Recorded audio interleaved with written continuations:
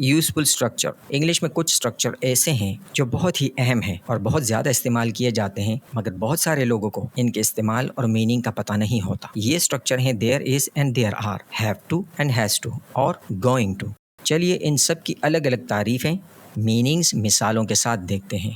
ہم دیر از اور there are اس وقت استعمال کرتے ہیں جب ہم کسی شخص، جگہ یا کسی چیز کی موجودگی کو ظاہر کر رہے ہوتے ہیں. یہ اسٹرکچر ہندی اور اردو میں کوئی معنی نہیں دیتا، لیکن انگلش میں ان کا استعمال چیز کی موجودگی کو ظاہر کرنے کے لیے ضروری ہے. مثالوں سے پہلے یہ بات سمجھ لیں کہ دیر از سنگولر ہے، ایک شخص یا چیز کے لیے استعمال کیا جاتا ہے، جبکہ دیر آر پلورل ہے، یہ زیادہ کے لیے استعمال کیا جاتا ہے. ایگزامپلس: اگر کوئی ہم سے پوچھے کہ بینک کہاں ہے اور ہم کہیں کہ بینک روڈ پر ہے تو یہ ہندی اور اردو میں تو ٹھیک ہے، لیکن اگر یہی جملہ ہم انگلش میں بولیں کہ a bank on the road تو یہ جملہ نامکمل سا لگتا ہے. لیکن اگر اسی جملے کے ساتھ ہم there is لگا لیں تو یہ جملہ مکمل ہو جائے گا. لہٰذا a bank on the road غلط ہوگا اور صحیح ہوگا there is a bank on the road، کیونکہ اس سینٹینس میں ہم بینک کی موجودگی روڈ پر ظاہر کر رہے ہیں. دوسرا جملہ میرے جیب میں کچھ نہیں ہے، اگر اس کو ہم ہندی اور اردو میں کہیں گے تو ٹھیک رہے گا، لیکن اسی طرح اگر ہم اس کو انگلش میں کہیں nothing in my pocket تو یہ غلط ہوگا. صحیح جملہ ہوگا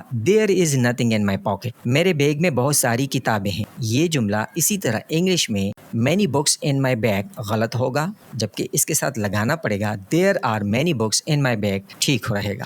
میرے دماغ میں ایک آئیڈیا ہے، an idea in my mind. English میں بالکل ایسے ہی یہ ٹھیک نہیں رہے گا. مکمل جملہ ہوگا there is an idea in my mind، مکمل سینٹینس ہوگا.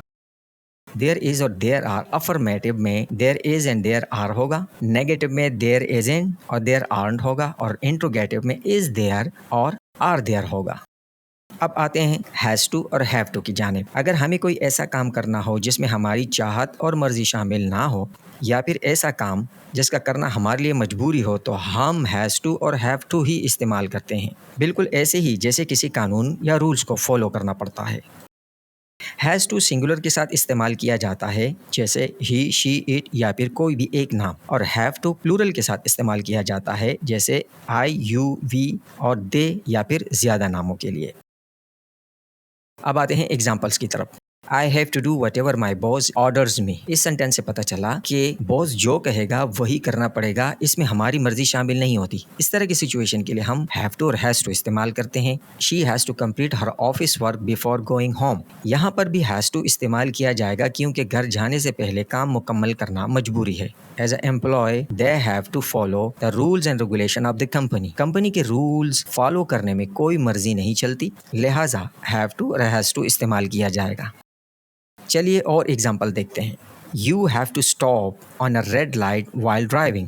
چاہے آپ کو کتنی ہی مجبوری یا جلدی کیوں نہ ہو، ریڈ لائٹ پر ہر حال میں رکنا ہے، لہٰذا have to اور has to اس طرح کی سچویشن میں استعمال کرنا پڑے گا. He has to submit an application before going on leave. لیو پر جانے سے پہلے اپلیکیشن دینا قانون ہے، لہٰذا application has to submit ہوگا. اسی طرح In order to win the game, we have to practice a lot. Game جیتنے کے لیے پریکٹس شرط ہے، لہٰذا پریکٹس ہر حال میں کرنا ہے.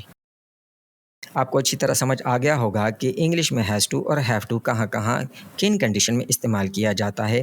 اب ہم آپ کو بتائیں گے کہ ہیز ٹو اور ہیو ٹو کا پاسٹ ٹینس، نیگیٹو اور انٹروگیٹو فارم کیا ہیں. پاسٹ ٹینس میں افرمیٹو میں کیسے ہوگا؟ I had to win the game yesterday. مجھے کل گیم جیتنا تھا. نیگیٹو کیا ہوگا؟ I did not have to win the game yesterday. مجھے کل گیم جیتنا نہیں تھا. Interrogative: Did I have to win the game yesterday? کیا کل مجھے گیم جیتنا تھا؟ have to has to present tense میں affirmative. I have to finish my work before going home. مجھے گھر جانے سے پہلے کام ختم کرنا ہے، یا پھر اس کا ایک معنی اور بھی ہے کہ مجھے گھر جانے سے پہلے کام ختم کرنا پڑتا ہے، کیونکہ یہ present indefinite کا سینٹینس ہے. Negative: I don't have to attend meeting in my job. مجھے اپنے کام میں میٹنگ اٹینڈ نہیں کرنا پڑتی. Interrogative: Does she have to attend meeting in the office? کیا اسے آفس میں میٹنگ اٹینڈ کرنا ہے یا پھر اسے آفس میں میٹنگ اٹینڈ کرنا پڑتا ہے؟ یہاں نوٹ کر لیں کہ ڈڈ کے ساتھ had to کیوں نہیں لگتا یا ڈز کے ساتھ has to کے بجائے have to کیوں استعمال ہوا ہے. یہ سب تفصیل جاننے کے لیے ہماری video logic of third person ضرور دیکھیں.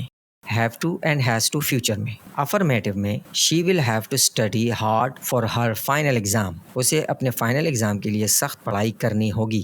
Negative, I won't have to attend meeting next week, मुझे अगले हफ्ते मीटिंग अटेंड नहीं करनी होगी। Interrogative, will you have to work on Sunday, क्या तुम्हें संडे को काम करना होगा।